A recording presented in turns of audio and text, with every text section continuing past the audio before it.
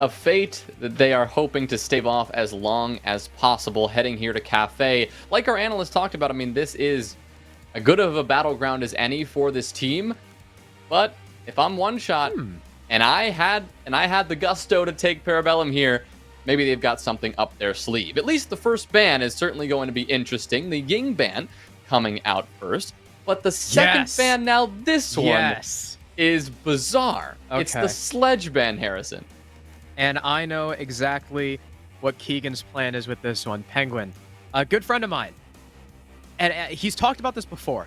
And he always asks me to keep it on the down low because he has been waiting to bring this out for a very long time. So we already know PB love Kafe, right? We're about to see potentially one of the most interesting cafes we've seen recently. So let's go through the bans in order, right? Ying, one shot. Don't want PB to have Ying. Parabellum are probably the best Ying team in CL right now. They use her extremely efficiently. They really know how to abuse those Candelas, especially with the new flash changes. Sledge. Now, you might be considering, okay, Kafe is a very vert-heavy map, especially reading room, reading room and kitchen. It's very hard to anchor those when the attackers are going for a top-down clear, right? Vert, oh so important. But that's not what the Sledge ban is actually targeted for.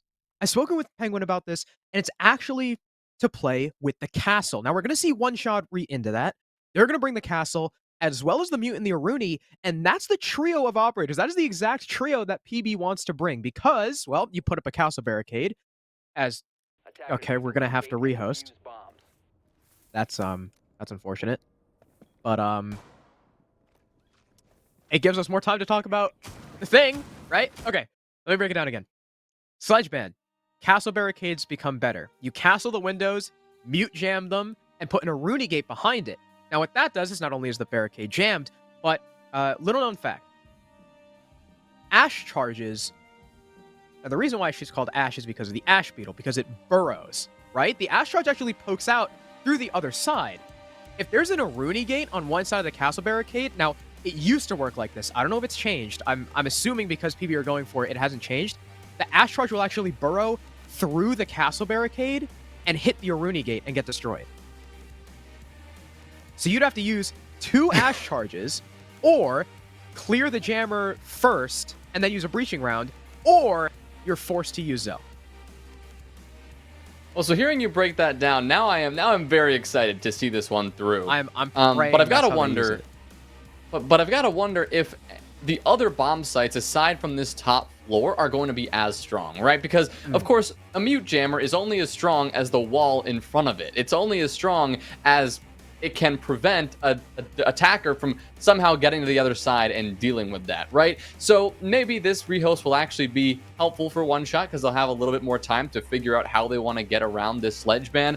But I suspect that this top floor is going to be Parabellum's strongest site with that plan that you just outlined for us, Harrison. But when you go downstairs to kitchen, when you go downstairs to reading and mining, or mining and dining, or whatever combination of those sites down below, that's where those mute chambers can easily be discovered, and maybe those positions won't be as strong. But just thinking about that setup on those piano windows in Cigar Shop, I mean, if I'm one shot, I'm already terrified of the prospect of going up against that. It may force them to get quite creative on their attacking side. So even though you said we're going to see some crazy defensive setups, I think that's going to force us to also see some pretty crazy attacking lineups as well. Yeah, I'm really excited. And like you said, while for bar it's really good, reading, it's probably still okay because you have to set up over in that top floor area like in Cocktail, and you use the Cocktail windows.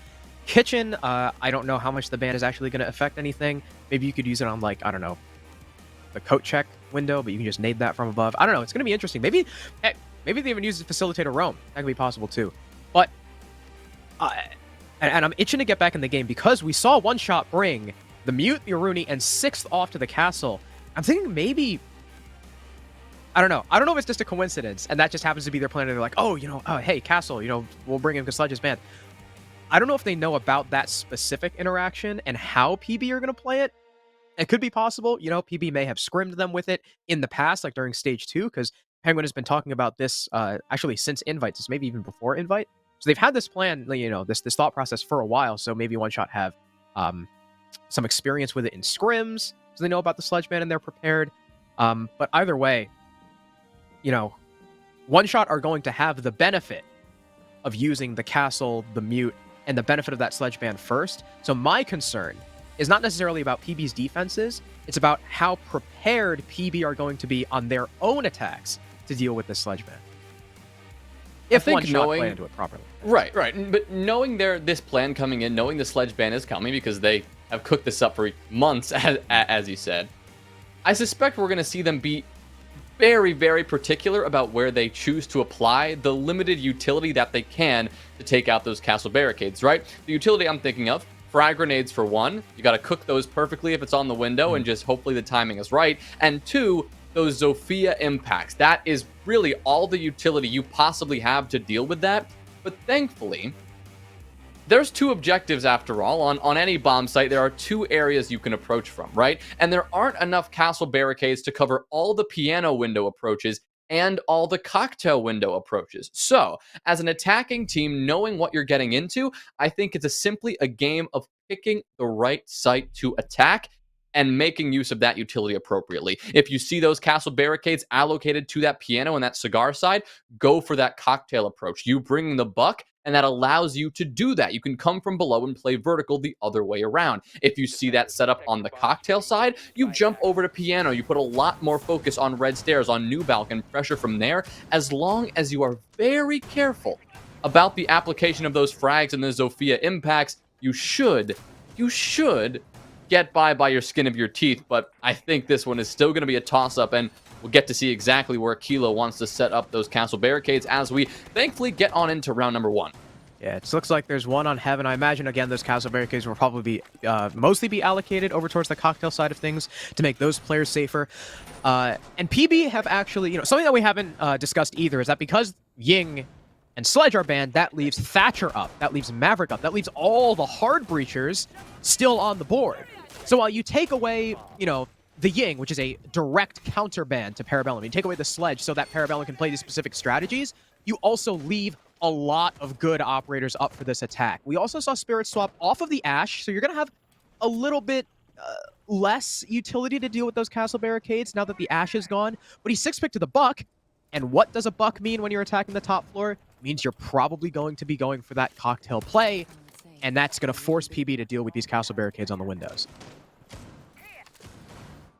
And it looks like one shot. I mean, we were discussing, are they going to go fully into that castle mute Aruni setup? And by all means, it looks like they have done so. You've got Storms with the mute. You've got Swaylin on the Aruni, bringing out those Surya gates, and of course, Kilo on the castle. But for now, Parabellum, their mission is to work their way in from below. The beginning of any cocktail execute involves taking control of this second floor, and with that kill onto Slippery, who was caught sleeping in the corner of Reading Room there, Penguin will secure that control that they were looking for. So only 60 seconds as well. So they have gotten that done rather quickly. Ooh. But Kilo, with a great angle from above, will take down Penguin from the angle that, honestly, I bet Penguin was looking to utilize himself. So going 1 for 1 to start things off and keeping things relatively even. But Parabellum, now with control of this first floor, or second floor rather, they're really going to be looking to get this vertical play going. But right now, it's One Shot who are pressuring them from above.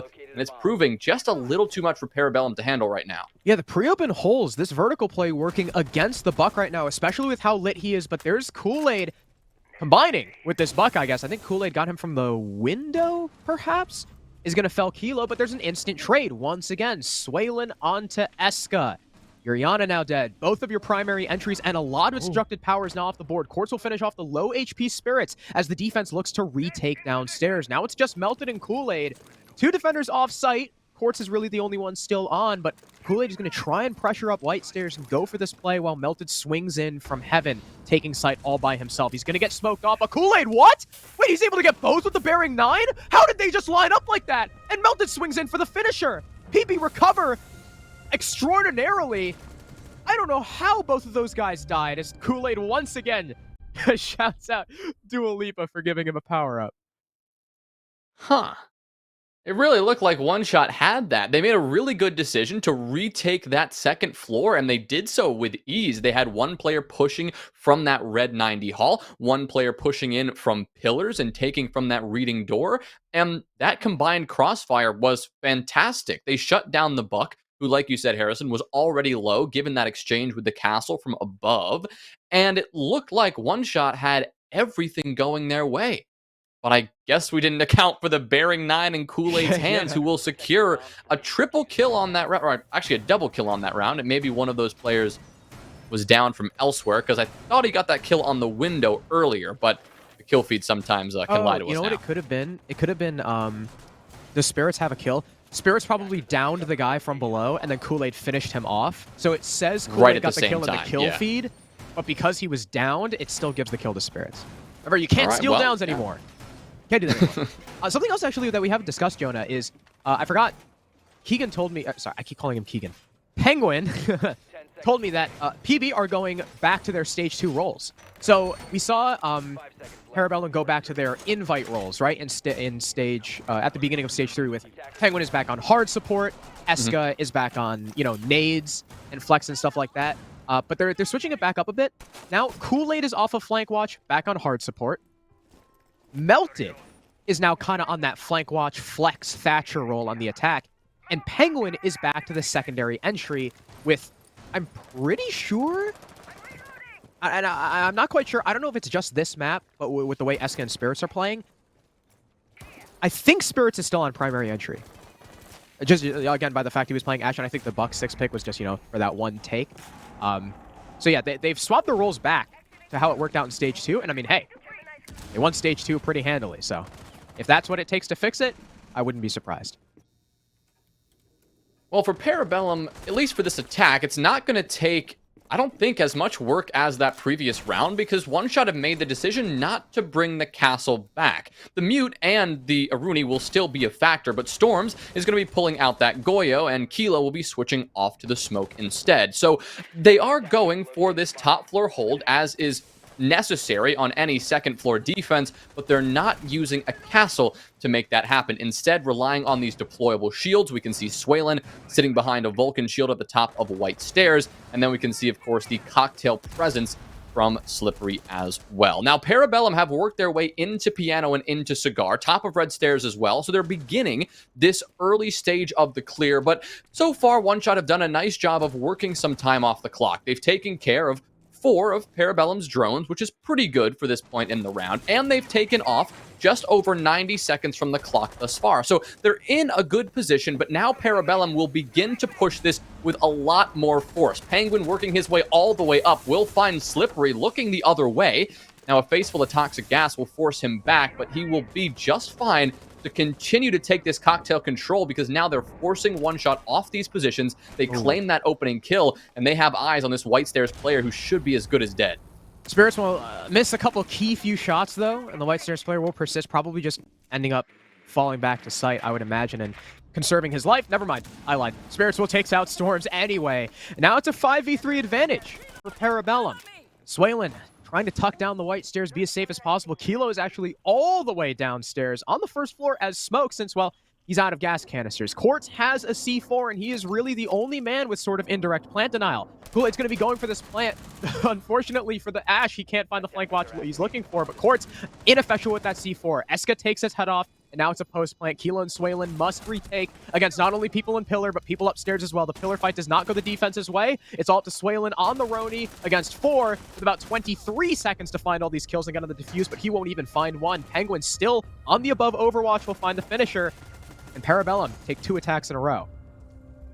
Yeah, that one was a lot more dominant from Parabellum. There really wasn't much doubt that they were taking that round from the get-go. They had a very strong top floor clear. They had the opening pick. They had multiple opening kills, and they were really, really good at forcing One Shot off of those top floor positions. And One Shot didn't make the decision to rotate away in time to allow them to persist later in the round. And that's something that, of course, as defenders, you're always kind of flirting with that balance. Where is that right mix of delaying and holding that top floor? But at some point, when do you drop down, dash away to the site, and play your life rather than that top position? And it seems that in this case, Parabellum got the better of One Shot there in terms of that particular decision making. It was interesting that we saw One Shot go straight from a pretty successful, but just at the end, unsuccessful top floor defense to that reading room site, and they're actually going to forego kitchen once again, avoiding this site completely in favor of retrying this top floor hold. Now, this is something that I do like to see, given that they were actually... It looked like they were going to take the round last time they were here. They were in the advantage, and it looked like everything was going their way, but a great couple of bearing 9 shots from Kool-Aid, as we already highlighted, pulled Parabellum over the edge, and now gave them their 2 rounds, given that very successful reading room attack. So One Shot looking to make some adjustments and looking to hold on a bit longer in round number 3. Something else that I just want to point out real quick, too, is there's something about Penguin's entry that, to me, I don't know if I'd call it admiration. I think it's just kind of funny. I haven't seen anyone swing through gas canisters as much as Penguin does. That's like, fair. Because I guess it's because Penguin is a hard support and he knows how smoke players play. A lot of people get a sense of security by throwing out that gas canister, and Penguin takes advantage of it and says, you know what, I don't care. I'm getting this kill. Like, we see it all the time when he peeks right into the cigar hold, despite if it's against a smoke or not. And it's just something that I think is really funny about how Penguin in particular plays entry. I mean, that's why they put him on entry in the first place, right? He was on hard support at SI and still had the most entry engagements out of anyone on his team. And speaking of, he's trying to hunt down this player inside of mining. It was Storms, who was initially on that cigar clear, or cigar hold, but was very quickly cleared out. But luckily for him, he's able to get away. And wow, the Aruni's is going to peek up right in front of Eska. Poor timing as he's caught with a nade in his hand, and Swaylin still persists. Yeah, Swaylin really playing with fire here, but somehow it pays off. Spirits caught sleeping on that angle. It won't work for him. Penguin as well is now going to be dropped. A couple of nice shots from Kilo, and this is where we're seeing these castle barricades and how powerful they can be. Because Swaylin, despite being out in the open, these castle barricades are saving his life at every turn. Looks like Melted will collect that kill onto Slippery, though, so it will keep it relatively even. Now actually a double kill onto Storms, who was eager to challenge Melted, who's just frying people left and right. And in the meantime, Penguin was recovered and picked up back in this fight. Swaylin takes an engagement and loses his head. Quartz follows right behind. Whoa, and just wow. like that, Kilo is dropped down as well. Kool-Aid lining a couple of great shots up in the end. And Parabellum come out of nowhere and storm ahead to take round 3. Here's the PB chat that we know and love. Wow, Kool-Aid is on fire right now, reprising his performance from the Stage 2 finals where we saw him absolutely pop off. It seems like hard support really is his home. And that clear really did not start off well for PB. It looked like they were going to lose the round right then and there in Cigar. Not only losing the first player Spirits on the rappel to Swaylin, who was just chilling in piano, then Penguin goes down. I thought he was going to be finished off. I think if the Aruni had proned, he could have found an angle like under the castle barricade. But Penguin being picked up and the castle barricade being opened, as well as Melted, sitting on the hatch, watching the red flank for pretty much that entire round. You could tell, I think it was, who was it? Was it Storms who tried coming up the red stairs, I think? Yeah, Storms was the second death. Tried coming back up the red stairs for a flank. Did not expect Melted to just still be sitting there patient as can be. And once that castle barricade was popped, I mean, Kool-Aid just hit his shots, and that's all there was to it. Big 3K from him to recover that round. And One Shot. They've had 2 rounds now. 2 rounds. Round 1 and round 3, where they have had a... Well, round 1, phenomenal start. Round 3, a pretty decent start, but just haven't been able to close it out. It seems like there's just something PB are doing to keep themselves in this. I don't know if they got a little too antsy in that previous round or something, because Melted wasn't pushing in or taking fights. Like, he was being swung. He was standing still and being swung. One Shot decided to swing out of their very safe defensive positions and chose to just get aggressive. And yeah, Melted hasn't been having the best stage so far, but you can't take that fight against anybody, especially Melted, who is going to consistently frag out when the situation calls for it. So One Shot looking to remedy these problems, but it's really starting to get later and later into this map. We're already 3 rounds in, after all, to this One Shot defense, and they have yet to come up successful. 3-0 right now. Parabellum firmly in the advantage, but looks like it won't go in their way initially in round number 4. Kilo an opener onto Penguin, but Eska pushes through reception, jumps on into the coat check window and shuts down Kilo in response. And that's a really big kill because that's your Echo off the board, the player you really like to have when that bomb is going down for one shot. You're losing that support so early, and now you've lost your second most important plant player. You've lost your smoke. You've lost Quartz now, and Parabellum have a huge edge, even if not the man count, at least a moment ago with the operators they've taken down. Suelen makes a really good play and takes down 2 players there and now gives one shot the advantage once again. It's going to be up to Melted in a 1v2. This is probably one shot's best chance of a win so far. Slip also still has a C4, but there is a minute and a half. But wow, Melted is going to get crushed by Sway on the long angle. If I'm not mistaken, a 3K for the Vigil? Yep. Yeah, that would be correct. I really like how the round started out by PB, though, right? Penguin rushes in on one side, Eska on the other. You could tell they were PB were doing a coordinated pinch. They probably expected to at least go 1-for-1 there. And it's for the Echo, as well as coat check. Not only do you take out a really important piece of the plant denial, you also take a power position. Then you have Spirits aggressively pushing up prep. They know that there's no one Rice, no one on the window. That's a freebie for Spirits, and he takes out the smoke. But they do not account for the Vigil, who is still running amok. They never did their top clear. Something that we know about PB is that they like minimal takes, right? They like taking as much control as possible with as little effort as possible. But trying to go for that minimal take really punished them. They did not do the full top-down clear, and that Vigil probably just walked right by those flank drones. Huge play from Suelen there. 7-3 right now. I mean, the only person on his team with more than 2 kills, and probably the only reason that one shot have a round. Yeah, actually, sorry, I may have lied to you there, Harrison. He actually got a 4K rather than a 3K in that previous round. So Suelen really feeling good and giving one shot, well, really giving one shot the round himself, because that one was looking rather disastrous. But honestly, the theme so far of these rounds, maybe round 2 the only exception to this rule, is that the team that looks like they're winning the round and starting to build the advantage starts to then lose it all of a sudden. Whether that's been one shot on their defenses and just their inability to maintain their advantage, or in the last round, Parabellum's inability to really lock that one down and prevent Suelen from sneaking up behind them and just destroying their remaining attacking hopes. So one shot with maybe some more success finally working for them. They're going to use this confidence and take things back upstairs with this top floor hold. Now, or a top floor extension for a second floor hold, of course, and they're going to be trying to delay this a little bit longer than last time, and they're going to staff the pixel position. That's going to be Suelen's job, something they did not put as much focus into last time. They had peeled all the way back to the top of White Stairs and inside of Cocktail rather than contesting in Piano itself, so they're hoping that maybe this earlier pressure into Parabellum can stall them out a little bit more and give one shot a little bit more safety on that top floor Cocktail control.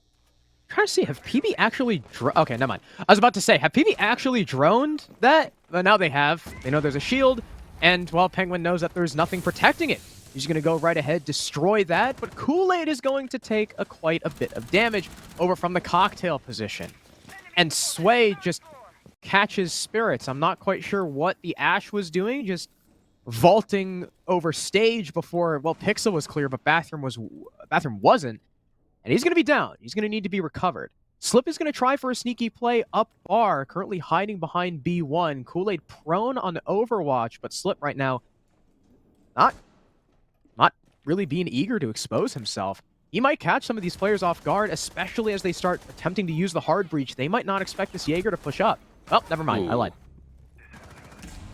Yeah, bad timing there from Slippery. Didn't bother to check Nubalk, so Penguin will collect that kill after, of course, he'll be eating a face full of gas, but that's another and the final toxic canister already used, and there are still 60 seconds left and still a lot of work to do for this one-shot defense. Having Kilo get that kill onto Spirits will certainly open things up for them, but now Storms with a very bold retake, challenging Penguin straight up and losing a fight because Penguin was already holding that angle and they were ready for it. Suelen will barely slip away by the skin of his teeth, but he will be more than happy to retreat back to this site and play a bit more passively, as Kilo will assist from the white or the brown stairs, back staircase leading down towards Whiskey Bar. But 20 seconds remain now, and Parabellum need to get something going. Swaylin shutting down Melted will make this one even harder, holding this position on the white stairs. And now Kilo challenging the vertical play drops down the case. This is all but a one-shot round as long as they can really just hide and not take these gunfights, or in Korch's case, challenge and win these gunfights anyway. Eska is shut down, and Penguin, regardless of if he won that gunfight, the diffuser was out of pocket. He had no chance of getting back in time. So one shot, they recover things here on Kafe and take 2 in a row. One shot seemed to be falling back on the formula that tends to work against PB, and that is aggression, not falling off. First play, Swaylin. Sure, his pixel shield is done. He doesn't care. He's going to stick in bathroom. PB, don't drone it. They expect, like any normal player, once the pixel shield is gone, they're going to fall back to the pallet shield. But Sway stayed and got it down on Spirits. Later, even, I think it was Kilo killed him on the rappel or something like that. Then you have Kilo repositioning himself towards bottom brown, not where you'd expect a smoke to play, but something that I've noticed about One Shot and Kilo specifically is that he uses those smokes pretty early, which allows him to play positions like that and frag out when other players can't necessarily do that. Storms tried to retake white. That wasn't very successful, but the main moral of the story is One Shot are starting to peek into PB. They're starting to play more unpredictably, and this is something that PB have really suffered from in the past, especially against Two-Face. If you don't play, standard Siege, quote unquote, if you don't play like you're supposed to, quote unquote, sometimes it really catches PB off guard. And hopefully, in this last round of the half, PB don't get tripped up again. Yeah, the final attempt now for One Shot on this bar and cocktail site. Both times they've been here, they have looked like they were going to take the round, but Parabellum snatches it right out of their grasp. Now, this position we're seeing Storms hold now in the cigar humidor here, the cigar box, is usually very successful at delaying a lot of time, right? This is something we saw from Prod back in the day, before, of course, making that jump to the NAL. And this is something that Storms has been unable to do until now. Storms will finally down Penguin as he jumps in, and a C4 to finish him off to give One Shot the advantage from the get-go. In the previous round here on Bar and Cocktail, Storms was forced to rotate away without even dealing a lick of damage onto anyone on the side of Parabellum, so this is a significant improvement already, and now, still, they need to force him out. Storms is not going to budge. A frag grenade rolling right by his feet's not going to take him out. They're going to try to blind him, and using that flashbang as cover, Spirits will drop on in. And actually, no, they will force Storms out, and Spirits will cover that angle from below as Storms tried to make a quick escape. However, they lose Penguin, the Zoe, arguably a way more important operator than that Ashe. You could tell the way Parabellum played it. They sent the Iana clone in first. I think they just mistimed it. They wanted to get in between the pumps, right? So as he shotguns the Iana clone, in comes Penguin. He doesn't have time to pump back and fire another shot off, and Penguin kills him, right? But they mistimed it a little bit. Penguin was a little bit too slow on the peak, or Iana was a little bit too slow on the call. Whatever happened, they mistimed it, and that was unfortunate. But Parabellum are going to rally back. Eska, over towards the cocktail side of things, will get 1 kill. Melted another Kool-Aid going to pile on top of that. That leaves it all up to Quartz, who will unfortunately get spooked by the Kool-Aid, and the SMG-11 recoil will get the better of him, and PB end up taking a 4-2 half.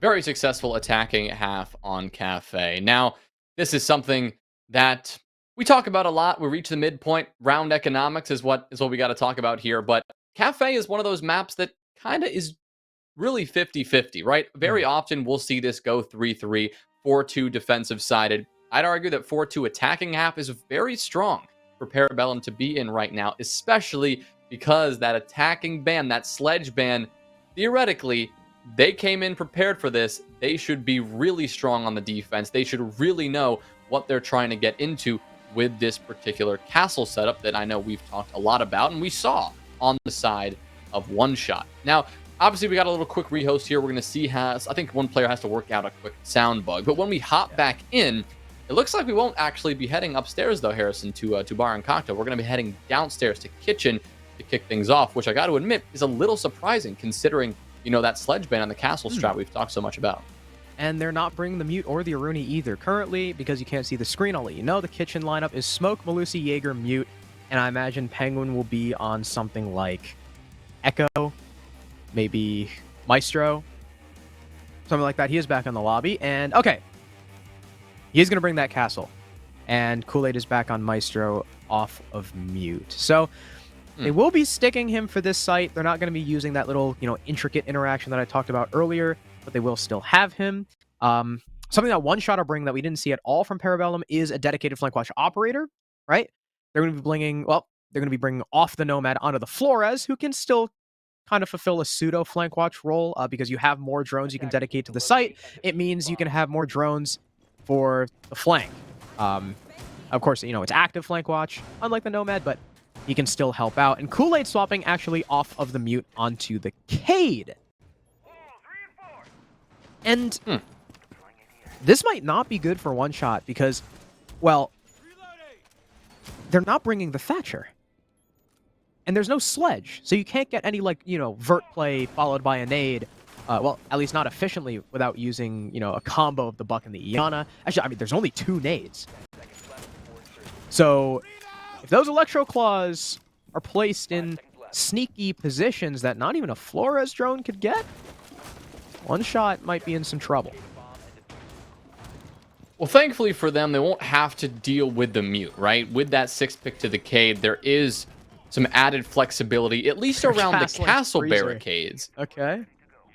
But speaking of, yeah, we've got an interesting castle barricade set up over in Freezer. They simply do not want to allow a Freezer execute to go off easily, so they're going to force One Shot to burn a ton of utility if they want to go for that White Hall take. Right now, though, looks like they're going to appear to go for this top-down clear, working their way throughout this entire map, and it looks like they are going to be relatively uncontested. All 5 defenders of Parabellum right now are still on this first floor, positioning in VIP, in Big Bakery, in Coat Check, but nobody on the second or third floor. This should be that One Shot should have a very, very quick clear, and they should be able to really start getting on this vertical play rather immediately, and that should work very well into their hands, especially if they do have to burn as much utility as we think.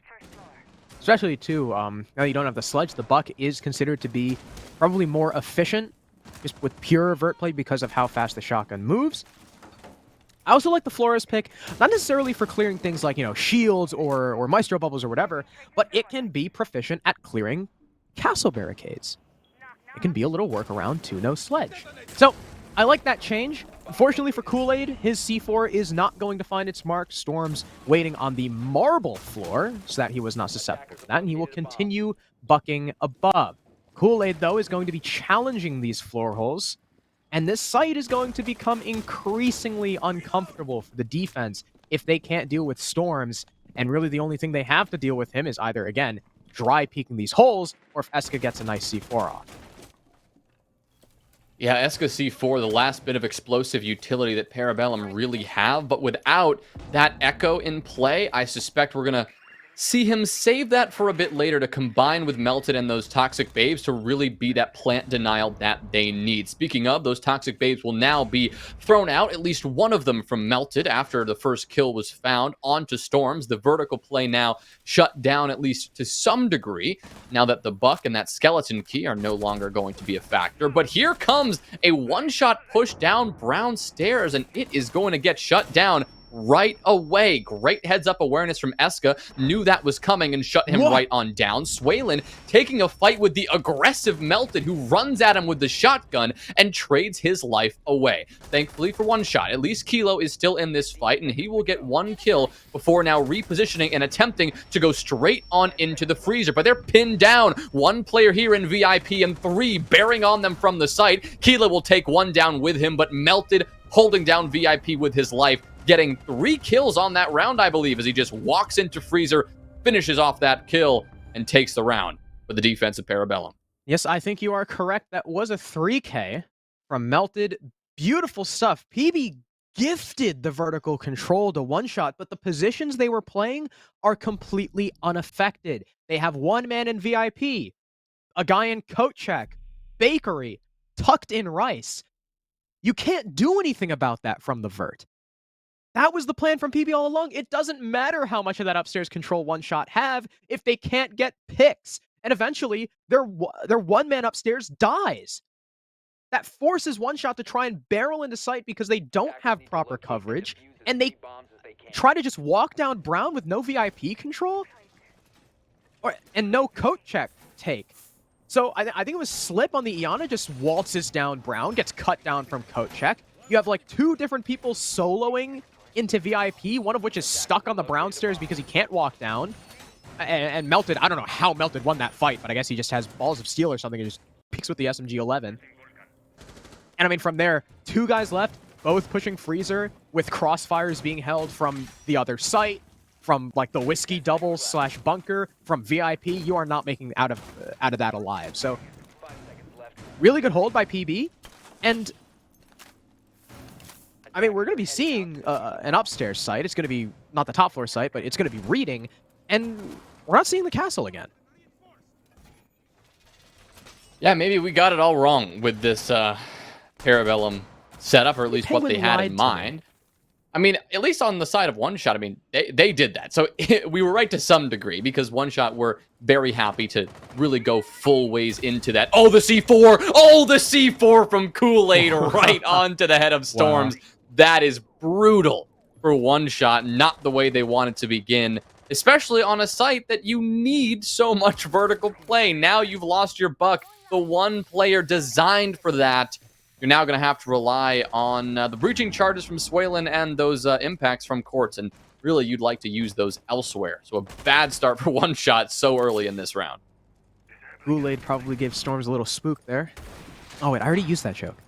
I don't mind. Forget I said that again. That was a really good pick onto the buck. That pretty much makes it so that any sort of take into Cocktail is now impossible. However, there will be an equalizer. Slippery finds Spirits, who I believe was playing around the bathroom pixel area. So now that location will be unmanned. Perhaps it can be retaken by one of these defenders, but it doesn't look like anyone's really in a position to. They do know about Penguin inside of Cigar, and thus he will be collapsed upon by Swalen dropping New Hatch, and the man advantage swings in the favor of One Shot. But this is dangerous. Eska, who could have found a freebie, gets taken out by Kilo. You can see the Hibana shaking her head. An aggressive play by Kool-Aid, also going to light up Quartz, but not finish the Zoe off, and he can't confirm the kill. It's Melted alone now in a 1v4 as PB just get too overzealous. I must admit, I am very confused as to what Parabellum were trying to do there. I don't know. I mean, obviously they didn't see Storms before he got into the building, so they don't know who they've killed. They didn't know necessarily that the Buck was the one dead. But let's say that they did have any idea that was happening. They knew that the Buck was killed. There is no reason to challenge so much vertical control, because One Shot, they have it doesn't matter if they take top floor. They can't pressure you very effectively without that Buck. Yes, they have a couple of breaching charges in Swalen's hands, but that's not going to get them very far. Parabellum had everything going for them simply because of the opening frag and the operator that ended up falling. But they decide to put 3-4 players on that top floor, all of whom decided to swing every angle.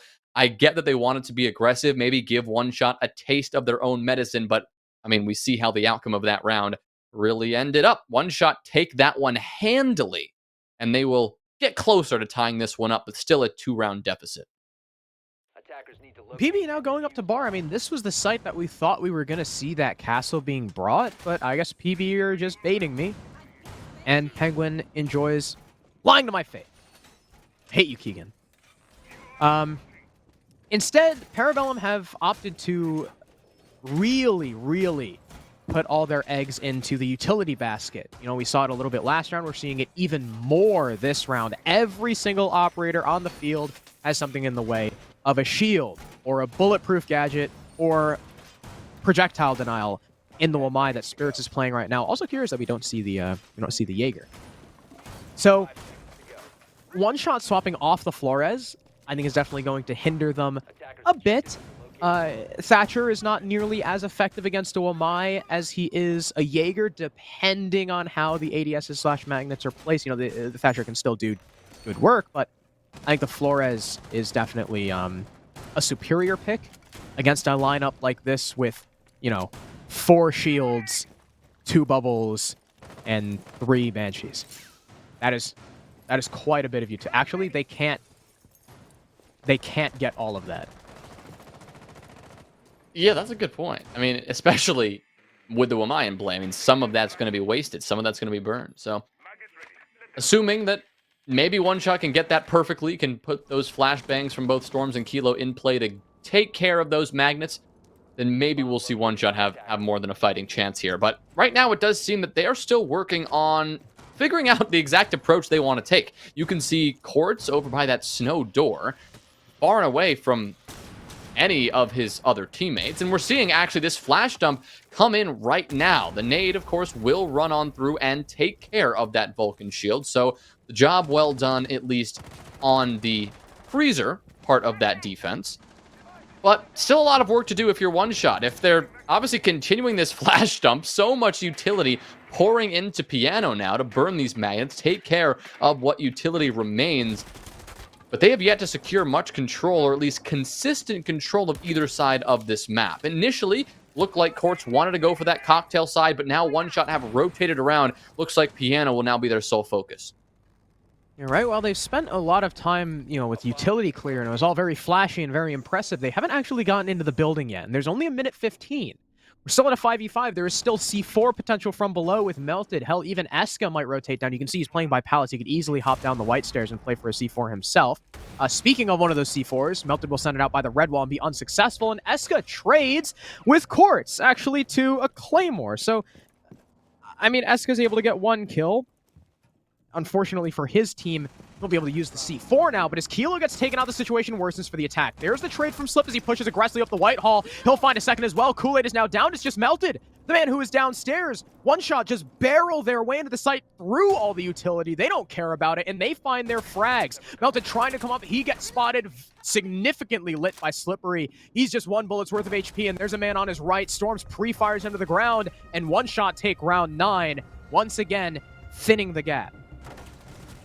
Yeah, One Shot decided, you know what, screw it, let's just go headhunting. Let's just push into this site and get some frags. And I mean, it worked. Parabellum seemingly were not ready for that, especially the push from that pixel position, just pushing through the white hall. I think that was Slippery on the Yana who actually made that one happen, catching the Wamai completely off guard, catching the smoke completely off guard as he swung pallets, trying to respond for his fallen teammate. And from there, they lost freezer control. They lost control of long bar.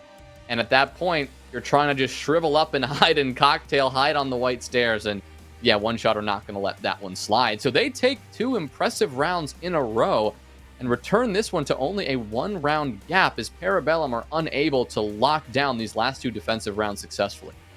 Yeah, and I think it's definitely wise for PB to take this pause at this point, figure out what the hell is going on. Historically, we've seen Parabellum be very successful after their pauses, so I wouldn't be surprised if we see the next round go their way, but of course, they're not on map point just yet. They've still got 2 rounds to go if they want to win this, and One Shot have had a little bit of a resurgence. And again, I have to question, why are PB not pulling out the castle?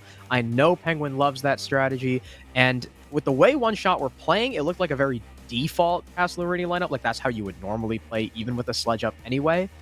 So I don't think they're really too wise to Parabellum's potential tricks, and yet Parabellum aren't leaning into that. They are really just playing more into standard utility soak because the attackers have lost, so they've lost a set of nades. But even then in that round, I think, PB need to realize that despite losing that set of nades and despite, honestly, a lot of that utility still being left up, One Shot didn't care. If you're playing around your utility like that, if you get too comfortable, then a team who doesn't care and just pushes right in can catch you off guard like we just saw. Yeah, props to One Shot for identifying that gap in the Parabellum defense, or maybe sensing that maybe Parabellum aren't ready for this. Takes a good IGL, takes a good head on his shoulders to make that call, and, well, it takes a good team to listen to that and really respect that decision, because it's risky. There's a lot of risk involved with pushing in, especially when, 1, you're not entirely confident maybe where a couple of defenders are positioned, but 2, you haven't cleared out the utility that those defenders are using to hold down those very positions, right? There were still deployable shields in play. There was still a lot of utility, bulletproof cameras, and the like, all available for Parabellum to use.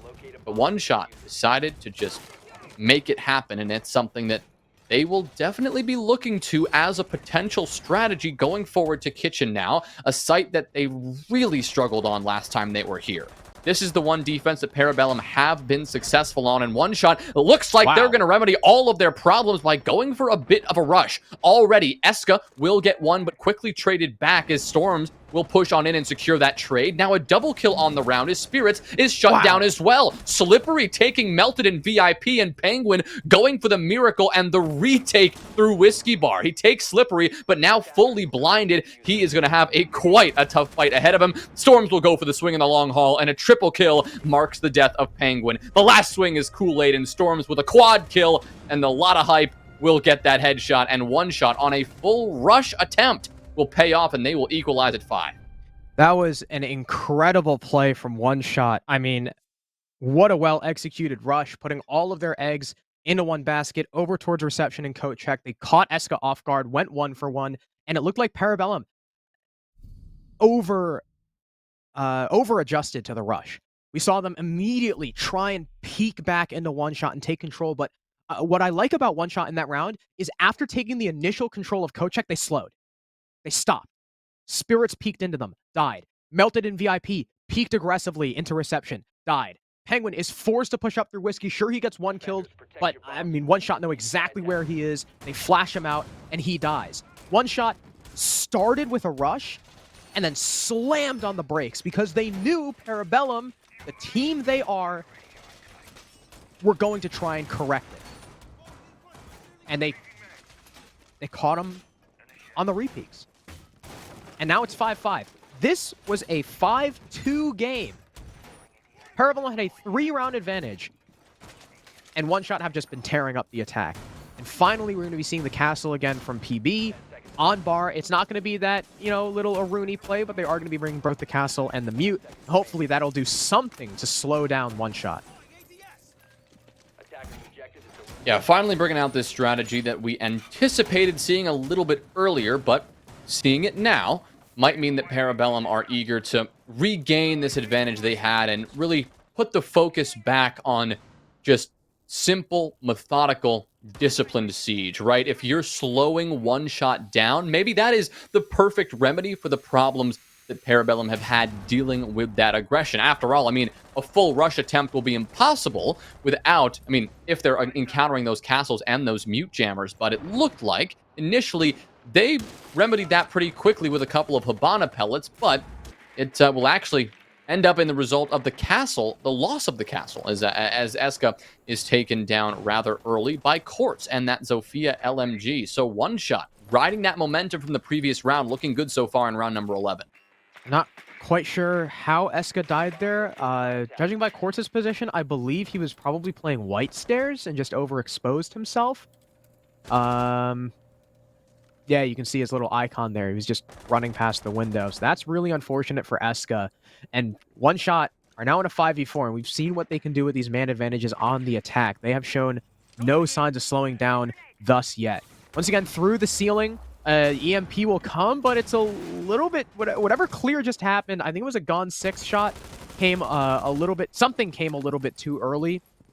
They just waited, another half a second. They wouldn't have wasted that, but I'm sure it's not really that big of a deal to them. There's no Goyo against. That is the only shield on the board, and the only other operator who's got indestructible gadgets is the Maestro bubble with, I think, one... I think Castle brought a bulletproof cam. So there's really not a lot for the attackers to deal with. And PB, Melted's on the FMG9 now. He's going to play a little bit more of an aggressive smoke as Penguin hops out of VIP doing the iconic run out and is going to quickly retreat. Now they know he's off site, and we might see One Shot pick up the pace. Yeah, they now know they could be walking into this in a 5v3 situation, but every second that they waste, they're giving Penguin a chance to return to the site and fight yet again. Spirits will line one up, Melted as well. Now Spirits with a second as One Shot just walked down the White Hall straight to their graves. Eska questioning that decision, as am I, as I'm not exactly sure the opening One Shot saw there because there wasn't much of any. They only walked in and and found their graves. Penguin, however, will get too aggressive for his own good, and Kilo will be more than happy to shut him down, and One Shot are not out of this just yet. Melted is out of toxic smokes after all, but Kool-Aid is here with the Alda and is fragging out, and as that last smoke, as I said, is detonated, Melted will line him up straight on through the smoke. A double kill for him as Parabellum progress themselves to match point.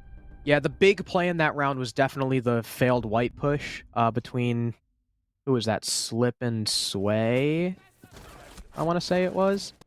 And I think the initial play was to go for bathroom, right? Because we saw one of them like knife the doorway. The reason why they lost that was because of the hesitation, and you could see it on the screen. One Shot were full and ready to push down white, go for the trade on the bathroom guy, and take that control. But what happened? Melted fired a shot from pallets. And you could see, as soon as Melted fired that shot, Slip was like, whoa, hold up. And stop moving. And that allowed the call from Melted to say, hey, they're pushing white. The Jaeger of Spirits immediately turned back around, and that completely shut down the push. So whether that was a coincidence, or I mean, I'm sure it was just a coincidence. Wow, I couldn't say that word. I'm sure it was just a coincidence that Melted happened to fire a shot in that direction at that particular moment. But I mean, it's the little stuff like that that makes Siege, right? Wonderfully played by Bathroom and Melted, or by Spirits in Bathroom and Melted covering his pallets. Wow, that was botched. It's just the little things, or in some cases, it's the big things. It's the big mistakes that really get in One Shot's way. But of course, it was, you know, that small aspect at least of Melted just saying, "Oh, I'm over here. Don't forget about me." That really put a wrench into One Shot's plans there. So now on match point, it is One Shot who now need this round if they want to progress to overtime. Parabellum have at least secured that 1 point that they were looking for, so they'll get something out of this match either way, regardless of if One Shot can make this comeback or not. Finally, Kool-Aid deals with that drone that skirted its way all the way through Bakery to identify the position of 2 players holding down Big Bakery with their lives. That is, of course, going to be Spirits behind the Bakery half wall, and Kool-Aid sitting on that prep doorway support his teammate through the soft wall facing the double door. Now, Penguin actually has a line of sight on there as well, and a couple of shots will actually land, but so will this frag grenade. Perfectly tossed from Slippery, and Spirit says goodnight in this round, and now Kool-Aid is actually in a bit of trouble, likely calling on help from both Penguin and Eska now, and with that assistance, he will go for the wide swing and take the head of Quartz. Penguin now will be felled, but looks like he should be recoverable if Kool-Aid can persist in this position. But unfortunately for him, he'll miss a drone, continuing to miss a couple of shots, and now forced to fall back, giving One Shot some control that they need. Slippery gets one, Eska gets over eager, shut down by Swaylin, Melted and Kool-Aid last alive. They're going to have to clutch up a 2 versus 4 to prevent overtime, and now it's just on Melted. If this game goes to OT, that is disastrous for Parabellum. Melted will line up 2.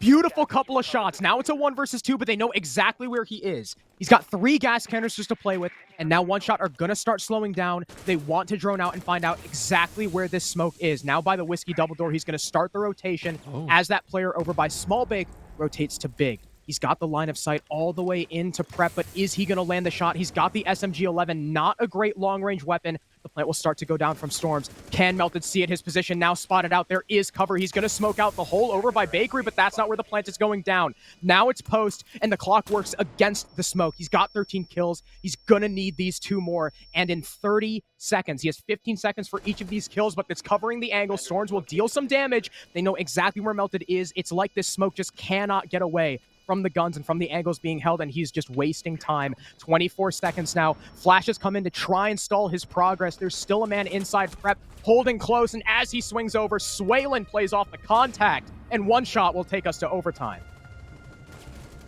Now, Harrison, I'm not entirely sure of the playoff picture right now. Did Parabellum need all 3 points, or if escaping with 2 points is enough to keep their hopes alive? I believe getting 2, while, you know, their chances are slim, I think they can still make it as long as they win out the rest of the season in regulation.